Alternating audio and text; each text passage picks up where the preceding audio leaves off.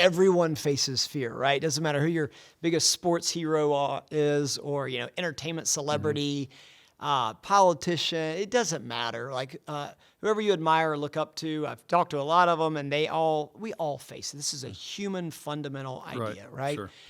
But what happens is the more we think about it, the bigger the fear becomes. Right.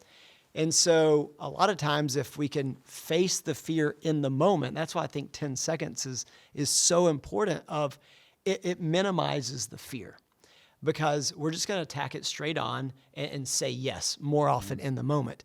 The longer you wait, the longer you procrastinate, the longer you think about it, it just gets bigger and bigger and bigger.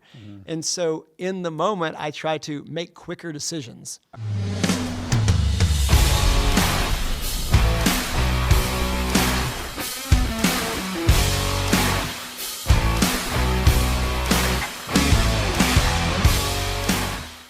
Hi, it's Erik Weir. Thank you for joining me on another episode of Stuttering Your Way to Success. Today, I've got a very special guest, Garrett Gravesen, who has been to all 197 countries. One of 30 people alive who've done that? There's very few, but it's one thing to get into all of them. You also got to get out. So exactly. And you wrote a book called 10 Seconds of Insane Courage. How important is courage? I think it's the most important. I think that we all have things that we want to do in life, but it probably starts and ends with courage. I think at the core, courage as a word, actually in both kind of Latin and French, the core part means heart. So in your heart, like we know what we want to do in life, but do we have the courage to do it? So I think that the end all be all is courage, and I think it can happen in a moment. Oftentimes we know what we want to do. Do we have the courage to do it? And more so, do we have the courage to do it in the moment? Wow. Okay, Garrett, I got to say, you are like the most formally dressed person ever to come on my podcast. Why the tux? Yeah, no, the tux is not because I wanted to be overdressed for a podcast. It actually comes with a great story. So I've been to all the countries in the world, but it started with a trip to Antarctica. I'd never known anyone to go to Antarctica. Did you go in alphabetical order or something like that? Yeah, started in Antarctica and with Zimbabwe, right? And so I just knew that Antarctica, I'd never known anyone to go there, but I knew it was extremely cold and there were only penguins. So I packed so many things in my suitcase because I knew it was going to be freezing. Hats, scarves, gloves, anything you can imagine. And last minute, a friend said, "You've got a funny personality. Why don't you pack a tuxedo in your carry-on to just take a picture and look like the penguins?" I thought it was a brilliant idea. I packed my entire suitcase. There was no room left. So I put this tuxedo in a carry-on in my backpack. Then the joke ended up on me. The airline lost all of my luggage. No way. And the only thing I had for 10 days in Antarctica was this tuxedo. So you wore a tuxedo? So for a tuxedo for 10 days in Antarctica, got all the photos with the penguins, and I decided I'm going to bring this tuxedo with me to every country in the world. Is it that tuxedo? I've gone through 7 tuxedos in the 197 countries. Right. But as a nod to that, and that some things don't work, but you just take advantage and do the best that you absolutely can, I've taken a tuxedo with me everywhere around the world, and I wanted to wear one today for your podcast. Oh, well, thank you so much. That's fantastic. Well, absolutely. It looks great. Well, thank you. Yeah. Thank you so much. 197 countries. I mean, whatever started that? I always loved traveling. I had a teacher. I think teachers are some of the most important people in our lives that shape our memories. But I remember my favorite teacher, he said, there's only going to be one question for our final exam, and it's to draw a map of the world by memory from hand. And so the entire semester, it was just trying to draw the entire world, longitude, latitude, get it all right. And I thought it was an impossible task. And over time, with thousands of misdrawn pieces of paper and many sleepless nights, it was pass or fail. You're either going to draw it perfectly or not, right? Can you imagine that? That was the class. I'm sitting just thinking, I was almost distracted. It seems like a lot. World geography, his name was Mr. Domenico, changed my life. And I just thought, wow, if I could actually draw this, which I did, passed the class, it just kind of created this imagination. Could you go to all of these places? And I think at a very early age, I didn't know if I would be able to do all of it, but it sparked this idea in my mind. If I could draw it, could I do it? And it kind of set me on this path to at least try. Wow, that's fantastic. We've talked a few times outside of this. You've shared to me before, like the importance of your father. Yeah. Would you share with us, how he inspired you? Yeah, so my father was my hero in life. I love my dad, and we always wanted to travel together. So a father-son trip was always on the radar, something we wanted. And when he turned 50, that was going to be when I did it. I was going to plan it for him. We were going to do it together, and it never happened. And then he turned 60, and once again, 10 years later, it didn't happen. So finally, he turned 62. After 40 years of working, I was so excited. He was retiring. No more excuses. So after working 40 years, he retired. And 30 days later, I found he had stage 4 cancer and a year left to live. And oftentimes, life is unfair. And I remember going through the pain and the pills and the happiness and the heartache. I remember I moved in, was this caretaker, kind of getting him out of the bed and getting him to the bathroom to give him a shave. Kind of became a big win for us. Went through 9 rounds of chemo, 10 rounds of radiation. Instead of going through that last round of chemo, I said, you know what? We may not have much longer, but we do have a little bit of time to do quality of life stuff that truly matters, that will make a difference. So I said, you know what? Let's do that father-son trip. That trip we always talked about. And so what's the closest, most interesting place we could go? And it was Cuba. So yeah, I say it's 90 miles away and 50 years apart. So it's stepping back in time. My dad sold insurance. We never came from money. He always loved classic cars growing up. So we headed down to Havana, Cuba. And my dad, struggling with cancer, we said, you know what? This is a moment we're always going to have and always going to cherish. And so I bought him a straw hat and the big fattest Cuban cigars you can possibly imagine, even though he had cancer, and it didn't matter. It was a father, a son, and a memory. Right. And I remember being there, and I got to ask him these questions. And his advice to me was, I want you to do one thing you'd be insanely proud of and do it now. And to me, that meant don't wait. To me, that meant have courage more in the moment, to say yes to things, life, love, adventure, travel, whatever that may be. And my dad, 3 months later, passed away. And I took that message from my father, and I said, I'm going to take all my journal writings from the past year and really lean into this idea of courage. And what is it like to be courageous in the moment? And it starts with, we have these fears. All of us have these fears. But I ended up writing a book. And then I said, you know what I'm going to do? What's the most courageous thing you can do for a book tour about insane courage? I decided to take a year off, and I decided to go to 52 countries in 52 weeks. No way. A country a week for a year, spreading this message of 10 seconds of insane courage and how everyone can do it. Wow, that's fantastic. Very inspiring. So one of the themes of our show is there's no success without setback. Yeah. How have setbacks influenced you? Yeah, I mean, it starts on the personal level. Of course, everyone thinks that you have so much time. I think there's this false reality of we've always got time. And I always say you'll probably run out of time before you run out of money. And people think that in the moment it's not true. But if you think about it, you've lived up to this moment, right? At this point, you've found a way to, have your finances continue with you. But at some point, we could walk out of here and get hit by a bus. And I think, my whole career has kind of been an insanely courageous one of the things I've gone after, but many, many, many failures along the way. So, but I've tried to look at life through the lens of longevity. And in the long run, what matters most? And I went to the University of Georgia, graduated, and immediately went to Hong Kong, which is not what most people do.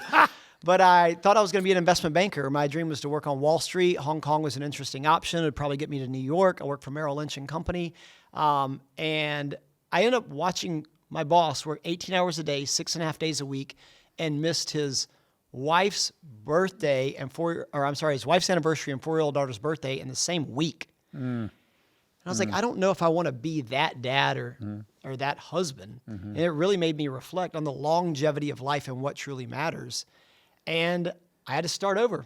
I said, maybe it's not investment banking. Maybe I've got to reimagine what truly matters. And I thought I had life figured out. So I did the most logical thing. I called my mom and dad and I said, instead of coming home, I'm going to do the complete antithesis of big city, bright lights, and banking in Asia. I'm going to take a one-way ticket and I'm going to Africa. I knew nothing about Africa. I knew Mandela at the time lived in South Africa, and Kenya had great safaris. Probably not going to meet Mandela, probably could go on a safari. Right. So I ended up in Nairobi, Kenya, and I love to give back and volunteer. It's always been something I was brought up with, and ended up at an orphanage. I was just going to stay for a summer. And as life, as you know it, you end up meeting one person that can change your life. For me, it was a 10-year-old little boy named Martin. And he had a big orange baggy shirt and his belt loop on the last belt. And there were 80 kids at an AIDS orphanage. Once again, I knew nothing about AIDS, Africa, or volunteering. I just was going to go and see if I could be of service. And as I was leaving, my name is Garrett Gravesen. He couldn't pronounce Garrett, couldn't say Gravesen, so he called me GG, my initials. And that's how I got the name Gigi. Wow. And he said, Gigi, everyone says they'll be back. Will you really come back and see us? Oh, wow. And I did. Days turned to weeks turned to months. I ended up staying an entire year in Africa at this orphanage with these kids. Changed my life. And I said, you know what? Maybe it's not a setback that happened in Hong Kong. Maybe it was something where I just need to look at what I truly loved and could drive me to be the person who I truly am. And sometimes it takes a setback to get you back on the right path. And that turned into a long career of leadership, service, speaking, and I loved my time there, and it led to a lot of different opportunities down the road. How would you define success today? I think, again, success is longevity. I think too many people try to become successful in the short term or how do I make money right now? How do I fall in love right now? It's like, Andy Stanley had this great quote where he said, start becoming the person that you're looking for is looking for. So if I want to attract a certain type of job or attract a certain type of relationship, are you becoming the person that person is looking for? And I think that too many times in life, I want it now. Where I think, the longer, delayed gratification, there's so many studies around that. The longer the time horizon you can delay gratification, oftentimes the more successful you'll be. You know this in investing. I know it from, career paths. It would have been great, to immediately make money doing investment banking. But that wasn't the lifestyle I wanted. So if you just delay the gratification and find out what you truly are passionate about, it will eventually come over a long enough time horizon. What do you think holds people back? I think what other people think. And so I talk about there are 8 fears in my book, but the fear of disappointing others is real. I understand it. I get it. I've faced it like everyone else. But at the end of the day, you have one life. And at the end of the day, you following your passions and you going for what you truly want inspires other people to do the same. And you never know, where that's going to lead other people. But sometimes you taking that first step, you doing that first thing, you going for it, even in the face of adversity or what other people may think, inspires other people. And I think that's a much bigger form of success than the small amount of fear or perhaps even the failure of it not working the first time, because you learn something, you keep going, you move on. If you could talk to your 20-year-old self, what would you say? Yeah, keep going. It's not going to be easy, and you're going to stumble along the way, but figure out your higher self of who you really want to end up being, and don't be afraid to go for that. My career went from Hong Kong to Africa, but instead of taking a job, I started a nonprofit. I always say that I think I did reverse retirement, where I started a charity, I wrote a book, and went to every country in the world. That's what you're supposed to do once you retire and have money, not on the front end when you have no money and have no idea what you're doing. But I loved it. That's who I was. And so in doing so, I feel like I can speak to a large audience of you can do it now. You don't have to wait. And I think my 20-year-old self, I would just say, even if it is reverse retirement, whatever that word means, it's okay. You can blaze your own path, create your own trail, and keep going for it if it's truly, your passion of what you really want to do in life, because it will inspire others to do the same. How's travel changed your view or changed you as a person? Yeah. I just think it's interesting what truly matters, right? There are 54 countries in Africa. You find some of the happiest people there, and their GDP, of the countries, the wealth per person per nation is drastically lower than in the United States. But their happiness levels, are considerably more. In the United States, 80% of us are in debt, 73% of us are overweight, 50% of us are getting divorced. It's not the same in Africa, because you talk a lot about family, faith, and friendships. Like those are core pillars in a lot of communities. And so you don't need a lot of the extra stuff. You focus on what truly matters. Right. But in the Western world, listen, I get it. Like, I am on all the social media platforms, and you see that everyone's doing better than you, so you feel like you have to do better than the next person. And it's a continual rat race. Or if you just get down to, at the end of life, what probably truly matters is having a few great friendships, being close with your family, and having a passion that probably goes above and beyond yourself. And I've just seen that time and time and time again across so many countries. And I think that's the beauty of travel, is you're exposed to new ideas. You're exposed to new ways of thinking. You're exposed to new ways of business and thought leadership, which is amazing. But I think the true gift is you're exposed to that people can be happy without all the trappings that I think a lot of times we feel like we need to have. Yeah, it's so true. I went down the Amazon with one of my sons. Amazing. And we were with the Agarina people, and we're there, and I saw people who were very poor who lived from, in huts and housing constructed from the immediately available materials, and they were happy. And then we flew back from Peru to Miami, and I got to the airport, and I'm in a lounge there at the airport waiting for the next flight, and I looked around, and people were not happy. And they had everything material, but they weren't happy.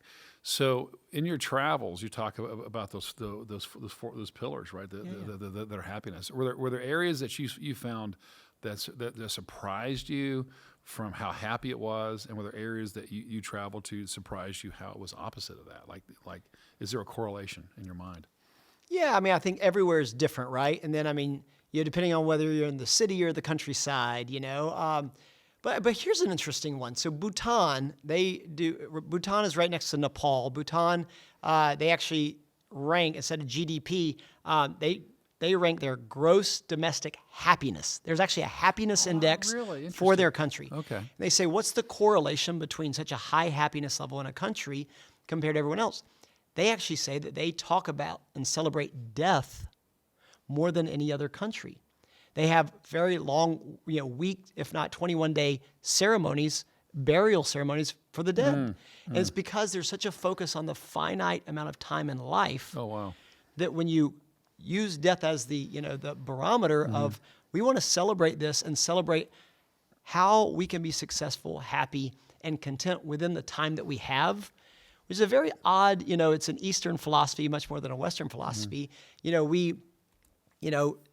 Talking about, funerals and death is not something that we do quite often in the United States. Right. It's, but there they celebrate it, and they celebrate it loudly, and they celebrate it, with longevity. And it's interesting that a country like that, they even measure and exceed, their gross domestic happiness. And now you're seeing so many people travel to Bhutan to find out what this is all about, And there's a lot of just interesting places and people around the world. But yeah, that was a fascinating example to me. When you were traveling, I can't imagine 197 countries. I mean, were there any points that were like scary, like, oh my word, this is scary, or how am I going to get into this place, or border issues that you dealt with? Everywhere, right? So, I was in Afghanistan, and the airline that crashes more than any other airline around the world is called Kam Air, K-A-M. Yeah. So when you're in Afghanistan, it was, during the presidential election here in the U.S., so tensions were high. I was the American in there.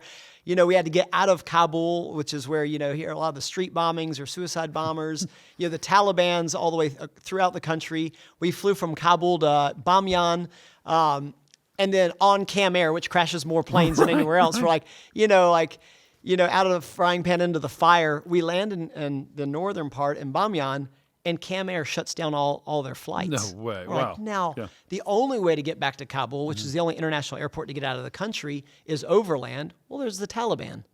So it's like, so we had to charter a flight through connections that we had to fly over and then out of Afghanistan because we were sitting ducks for the Taliban. I mean, you can't plan this, come up with this, but these are scary encounters, right? In Yemen, I have blue eyes. You can't hide that, right? You can dress and put blankets over you and wrap yourself in local garb, but blue eyes, that's immediately at a checkpoint. You're not supposed to be here, Right. I was the first American to get into Venezuela after COVID.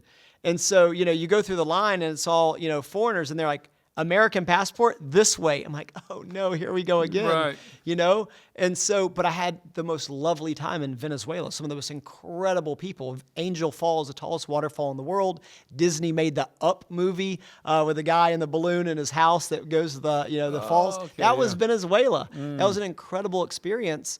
But, sometimes getting into and then out of these countries can be very difficult, very scary. And so there's a lot of luck that goes into it for sure. I bet. I mean, if you're, and then you did something else, 52 countries in 52 weeks. What I mean, wow. I mean, tell me about that. What kicked that off? So again, I got to give a ton of credit to my father, and he was like, do one thing that you'd be insanely proud of and do it now. And I kind of took that as now is now. So right. I decided I'm going to take a year off. I had a consulting company. I had a great co-founder and business partner, Kevin Scott. He was going to, continue it on and run it. And I took a year off to travel, collect stories of inspiration. But 52 and 52, I mean, that is insane, That's right? a Like lot. you can't plan that in advance. You can probably, or the way I did, I planned 10 countries at a time. So I'd find a home base. So you pick a really large, big city, so Cape Town, South Africa, or Florence in Italy, or, Lima in Peru. And then you can kind of figure out where to go from there. But there's 12 countries in South America. So if you base yourself somewhere, you could probably hit all 12. There's 54 countries in Africa, so you probably want to base yourself in Cape Town and then base yourself in, Ghana, Accra, the capital. And so I was trying to do different regions, but it was difficult. It was amazing. I was able to speak, meet people from, WeWorks and, location places to charities and churches to everywhere you can imagine. But it was the greatest year of my life. I met so many incredible people, and it was just fantastic. But it was go, go, go. That's unbelievable. Unbelievable. Your book here is very interesting. 10 Seconds of Insane Courage. Yeah. So do you ever struggle today? I mean, with fears and things of that nature. And do you have a process that you go through to recognize fear? Yeah, listen, everyone faces fear, right? Doesn't matter who your biggest sports hero is or, entertainment celebrity, politician. It doesn't matter. Like whoever you admire or look up to, I've talked to a lot of them, and we all face it. This is a human fundamental idea, right? Sure. But what happens is the more we think about it, the bigger the fear becomes. Right. And so a lot of times if we can face the fear in the moment, that's why I think 10 seconds is so important it minimizes the fear because we're just going to attack it straight on and say yes more often in the moment. The longer you wait, the longer you procrastinate, the longer you think about it, it just gets bigger and bigger and bigger. And so in the moment, I try to make quicker decisions. And so a lot of people are like, oh, I'll get back to you by the end of the month with a proposal, or I'll get back to you by the end of the week. Get back to them by the end of the day. Like you don't need more information. You just need to decide faster. And I think it's a more interesting way to live. Sometimes you'll make mistakes, but we're going to make mistakes anyways. And so a lot of times we have this fallacy that the more information we have, the better decision we're going to make. Malcolm Gladwell's done a ton of research on this. It's just not true. We need enough information to make a decision. But the accuracy of our decision-making doesn't get better over time. The confidence in which we think we're going to make a decision gets better over time. But confidence and accuracy are two different things. Interesting. And so having enough information and making a decision quickly, to me, is the way I overcome fear faster. Okay, that's great. So taking action. Yeah. Okay.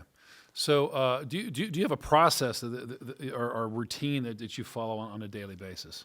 I wish I did. I do not do cold plunges. I do not wake up at 5 a.m. I do make my bed, but I think there's no correlation to that in success.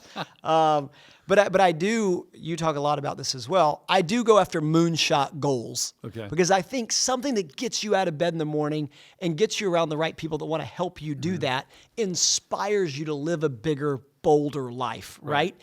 And I think that most people, including myself, at times we settle. Okay, I'm going to get 10% better, 20% better. That doesn't make you excited. You want to do something that's 200x bigger. Right. I don't want Moonshot, to, yeah. a moonshot, right? It's not, I'm trying to go to every country in the Caribbean. I'm trying to go to every country in the world. Right. That's Right. a different frame of mind. It brings different people into your life, right?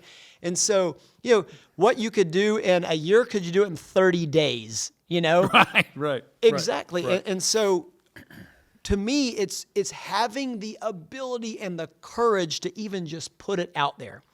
Number one, first, can you declare that you want to do something? Okay, I like that. All right. So you declare it, right? And then number two, can you optimize what that goal is? Start with 10x. And then can you minimize the time frame that it takes to do it? If it was going to take you 1 month, could it take you 1 week? If it was going to take you 1 week, could it take you 1 day? Okay. And then once you minimize the time frame, it's focusing only on that one singular goal. I talk about the 2 islands and 1 bridge theory. We all live on an island, but there's an island we want to get to, right? And that island could be success in business. It could be success in speaking. It could be success in relationships, whatever it may be. Right. But between the island we're on and the island we want to be, there needs to be a bridge. What happens is we start building that bridge. We start getting that confidence. We start getting halfway there. And then we have another idea that comes up. And so we go back on the bridge to our island and we start building a different bridge. And then whether it's fear that sets in or another idea, we come back to our island and then we start building another bridge. We live in a world of half-built bridges. And we need to have the courage and the confidence to take that one bridge that's going to get us there and go all the way in. So for me, I would love to be a thought leader on courage, the art and science of courage. Now, could I talk about going to all 197 countries? Absolutely. I spent 10 years working in leadership training with Chick-fil-A, one of the best companies on the planet. Could it? Maybe so. Or going around the world in a tuxedo, which we'll talk about in a second. Right. But for me, those are half-built bridges.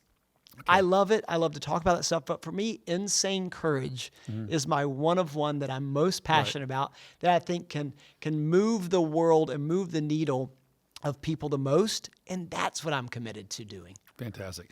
How do you see that manifesting itself over the next 5 or 10 years? Yeah, I would love to write books. I would love to have a show. I would love to stand on stages. I would love to shout from every microphone, big or small, whether it's a 2-person crowd or a 20-person or 200,000 person arena in India. Like whatever that looks like, is I just want to inspire humanity around courage. Courageous relationships, being courageous leaders, being courageous companies, having courageous encounters. To me, courage, I think, is the start of what unlocks a beautiful life. And if I can be a person that, I didn't come from money, I didn't come from a ton of opportunity. I came from a lot of hard work, and I just put myself out there and said, hey, I'm going to try to take this message around the world. And if I end up getting to go around the world, I actually get to come back. If I get into all the countries and out of them, I want to share that message with as many people as possible. That's fantastic. Good. If someone's listening to your show, our show today, and us talking, and they can't even relate.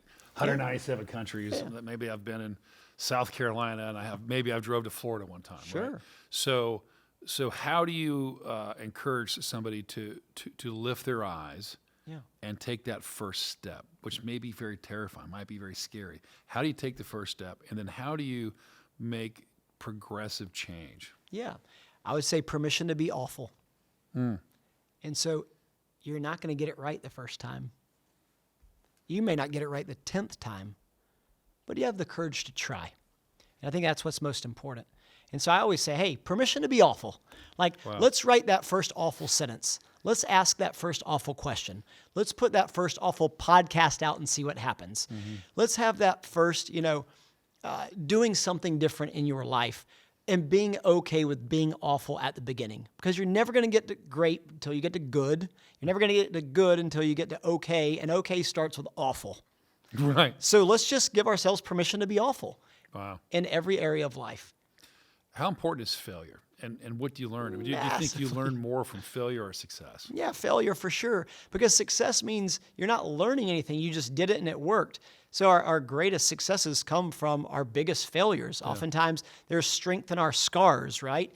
I think that when we're trying and pushing and maximizing what we think is possible. We may not get there, we may not land there, but it's in those failures that we're going to learn to get there faster, right? There's so many studies that, if you run a race and you're the fastest person, if you just look at the times, not the awards, the time of the people that run the race and, win constantly, or the times where you actually are not winning the race, but you're running, your faster times happen when you're losing to better people.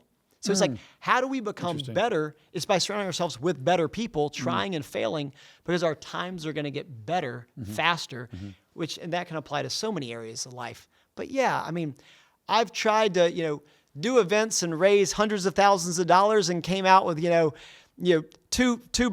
and a good luck card, Right. And it's like, all right, that clearly didn't work, I've tried to go from, Kenya to Cape Town on an overland trip and film a documentary, and it was a complete disaster, I didn't even know how to do it. I've tried to do nonprofits, for-profits. I've tried so many different things in life, but it's failure after failure, which leads to learning. And I think learning is the real unlock. That's the key. Who are your mentors? Vince Dooley, he was my mentor for so long. He was the athletic director at the University of Georgia, also head football coach. He was a legend at UGA for over 40 years. Rest in peace, he just passed away last year. But when I was 20 years old, I stood in a stadium, and it was the largest speech I ever gave. It was me, a microphone inside Sanford Stadium, the UGA football stadium, and 30,000 people. Whoa. I was the graduation speaker. No, wow. I just spent that time in Africa at the orphanage. And the summer before, I was in Hong Kong doing investment banking. And at UGA, I was our student body president. And I said, none of that matters because the speech is not about me. I'm going to talk about how we can all be a hero for someone or someone else in life. And I wanted to launch a charity that was called Hero for Children that I co-founded with a friend who had a similar separate experience at an orphanage. And in the audience that day was Vince Dooley. 30,000 people.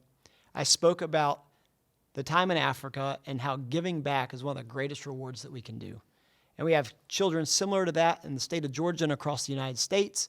And I wanted to create a mentoring program for these kids with community members that care. That was on a Saturday I graduated.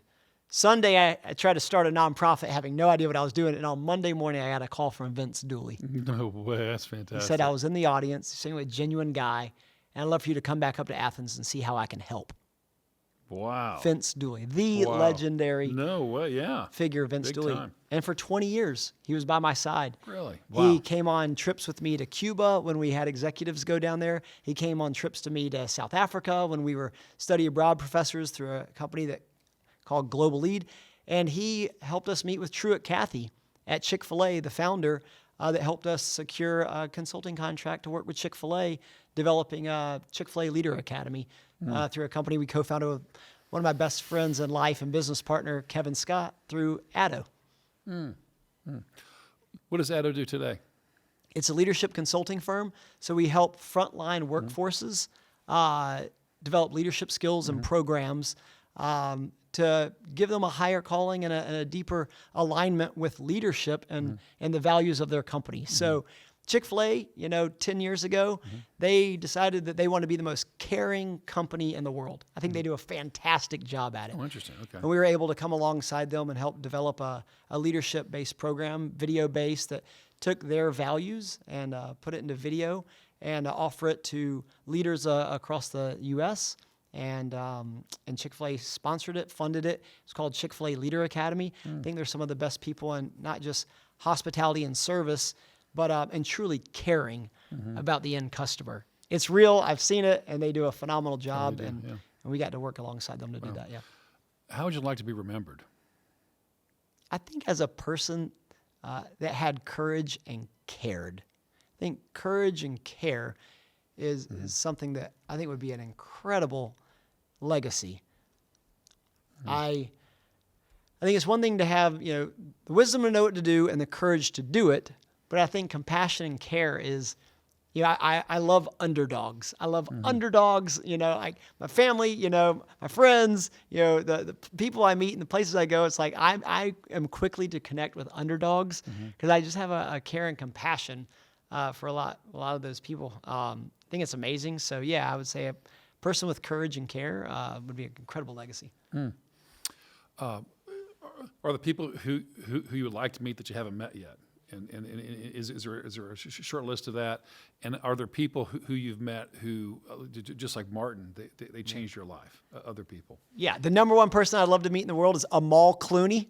So George Clooney would be cool. I'd have tequila with him for his Casamigos, but a conversation with Amal Clooney. I literally put it in every speech that I give. The book, on the back of my book that I wrote, Amal Clooney to me is the end all be all amazing person. I mean, she went to Oxford. She studied at NYU. She was a lawyer. Obviously worked on some of the best cases. Her legal mind, her humanitarian efforts. She worked at the United Nations. She is just a brilliant human being that understands humanity. Obviously, George Clooney, good on you for marrying her. But to me, I think she's just so brilliant. And the way her mind works on a global level, if I could meet one human being on the planet, it would definitely be Amal Clooney. And George can come. That's totally fine. But I want the conversation with Amal. Yeah, that's great. Yeah. But yeah, I mean, so you have that. And then that would be the perfect person to meet. I also think there's this interesting concept. Mitch Albom wrote a book called The 5 People You Meet in Heaven. Oh, wow. And the idea of the book was you're going to come across people in life that you never know who they may be or how they may influence or change you, or you may change them. Right, okay. That one conversation you have Right. may not be significant to you, but could be incredibly significant to someone else. And so when I talk about these 10 seconds of insane courage, you don't know how that lands with someone. And so I've had people say, hey, I really needed to jump into a relationship or jump out of a relationship. I really need to leave a job or join a job. I really needed to give more of myself or pull back, and focus on myself. I may never know. Some people say it, and some people, years later tell me about that from a speech that maybe I gave. Sure. But many of those people have the same impact on me, right? So I met a friend in Palau. I can't even find Palau on a map right now, but his name was Alvaro Rojas. We were on the same little boat trip in Palau, and he was also trying to go to all 197 countries. Oh, no way, okay. He was ahead of me. He's much smarter than me. He's a much better traveler than me, but he was incredible, and he was the friendship that I needed that got me into Afghanistan. It got me into Yemen. It got me into some of the most dangerous, difficult places because we had to do it together. Oh, how about that? Okay. And so we went together. We've probably traveled to 20 of the 197 countries together. A godsend. Yeah. I couldn't pay for 52 countries in 52 weeks. A friend of mine had spent a decade at a consulting firm and had a sabbatical paid for by the company. He had been working 300 nights a year on the road. So he had over millions of hotel and SkyMile points. He's like, hey, you plan it. I'll help pay for it. I need a sabbatical. You're great with travel. I'll just come on your journey with you. Fantastic. That saved about 60% of the entire cost of this 52-country, 52-week trip. And so these people come into your life, but I think it's having a big goal that people want to rally around. So I had put it out there publicly. I want to try to do 52 countries in 52 weeks. Well, this gentleman already had 6 months off. He didn't want to plan anything. I had already planned it. So why don't I tag along and offer some hotel points and some airline miles? Fantastic. But it started with a goal. Right. Same thing. I wanted to go to all 197 countries. Alvaro, sitting on a boat in the middle of Palau in the Pacific Islands, he wanted to do it as well. Let's team up. Let's partner up. We got to do it together. So I think a lot of this stuff is, if you have a big goal and a stretch goal, a moonshot goal, people will find you and come into your life. But if you just want to get a little 10% better, Nobody cares. Nobody cares. Wow, that's fantastic. Garrett, I follow you on Instagram, even before I had a chance to meet you. One of my favorite episodes of you, or I guess post of you, you were being chased by bulls. And I was like, wow. And then I saw another episode, I guess the smashing of the grapes and stuff like that. But if somebody wants to follow you, sure. Tell me how to find you. The easiest way is the most fun, just GG Worldwide. So my initials, GG Worldwide on Instagram. Okay. Super easy, yeah. So march for the Penguins and run with the Bulls and the world's biggest food fight and all kinds of interesting things that happen. I try to make the best of it. but oftentimes it's in a tuxedo, Right. which started from Antarctica, and I've just taken it everywhere else. So if you just want an enjoyable Instagram, GG Worldwide, and then online, if you're interested in any more stories or having an opportunity to speak to a lot of companies and groups and conferences, just GarrettGravesen.com. Super easy to find me, but Instagram is probably the most fun and most enjoyable. Great. Thank you so much. Garrett Gravesen, 10 seconds of insane courage. Awesome. Thank you so much, Thanks Erik. again. Yep.